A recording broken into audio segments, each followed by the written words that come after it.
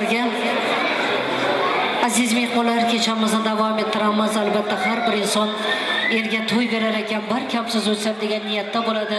Bir kamsiz o'tishiga esa sizlar bilan bizlar katta sababchimiz.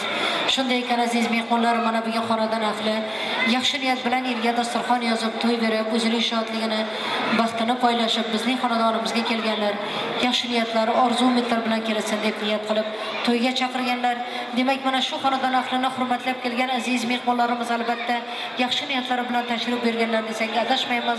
Shunday ekan, shu yoshlarimizga qarata o'zlaringizning shirin istak orzularingizni bildiradiganlaringiz bo'lsa, marhamat qilib kelib ism shariflaringizni yozdirib ketishlaringiz mumkin.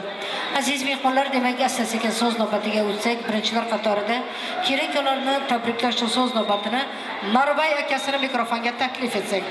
Marbay akasi, kerak so'z navbat sizga. Kelib mana shu yoshlarimizga bo'lgan ezgu niyatlaringizni bildirib ketsangiz kerak. Kelib tayyorgarlik ko'rib tursinlar. Kelinimizning Qurbongul yangasi kelib tayyorgarlik ko'rib tursinlar.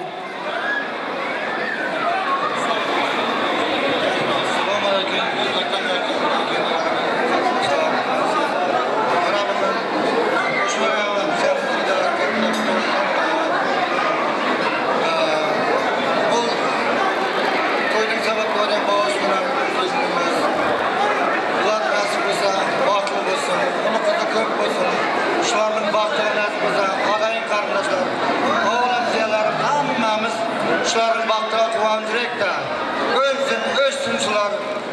Ulu kızı köp olsun. Hoş vaksizine toyunuz toy olarsın. Nasip olsa.